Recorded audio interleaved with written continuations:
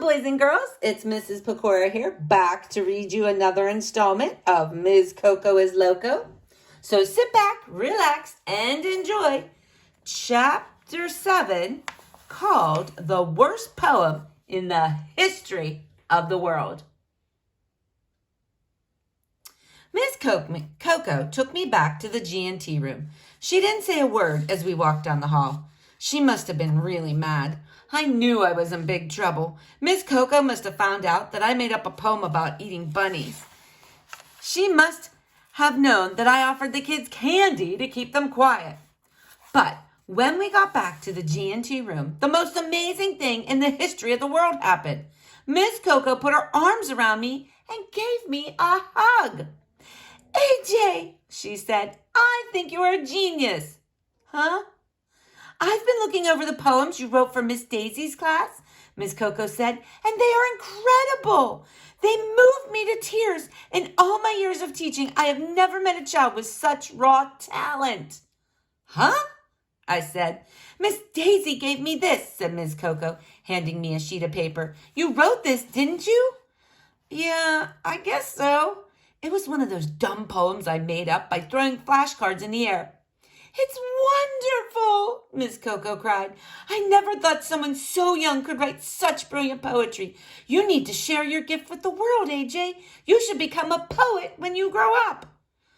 I want to be a dirt bike rider, I said. You can be a dirt bike racer who writes poetry, said Miss Coco. You are a young flower. I must water you and give you sunshine to help you grow and bloom. Then she hugged me again and started to cry. Oh, gross. I thought I was going to die.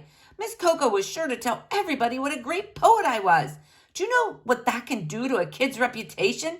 If the guys started thinking I was a great poet, they wouldn't let me play football with them anymore. They wouldn't let me play roller hockey with them anymore. I wouldn't be cool AJ anymore.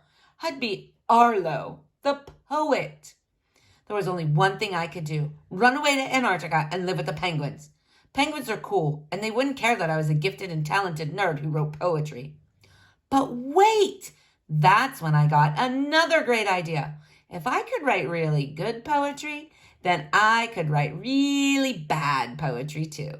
I could write a poem that was so bad Miss Coco would change her mind about me. All I had to do was write the worst poem in the history of the world. That night, I sat down at my desk and made a list of words and stuff that grown-ups hate. Then I put all the words together into a poem. It was hard work, but I finally was finished. Butt cheeks and belly button lint. Fart burgers on toast.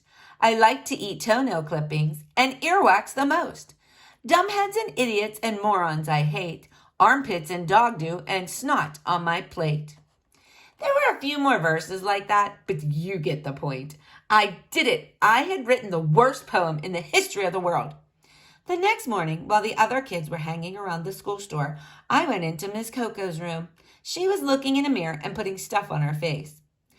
I wrote a new poem last night, I told her. Will you read it? Of course, she said excitedly.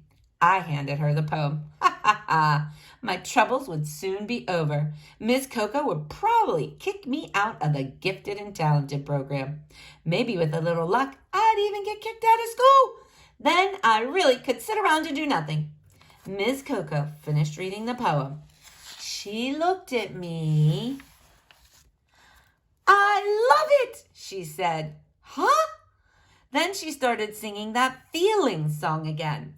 This is exactly what I was hoping for, she said when she had finished singing. AJ, you're finally letting your true inner feelings come out. You're expressing yourself. But it's genius. Then she started crying and singing and hugging me again. Man, what was I supposed to do? No matter what I wrote, Miss Coco loved it. My life was over. All right, boys and girls, stay tuned for tomorrow's chapter of Miss Coco is Loco. Have a great day.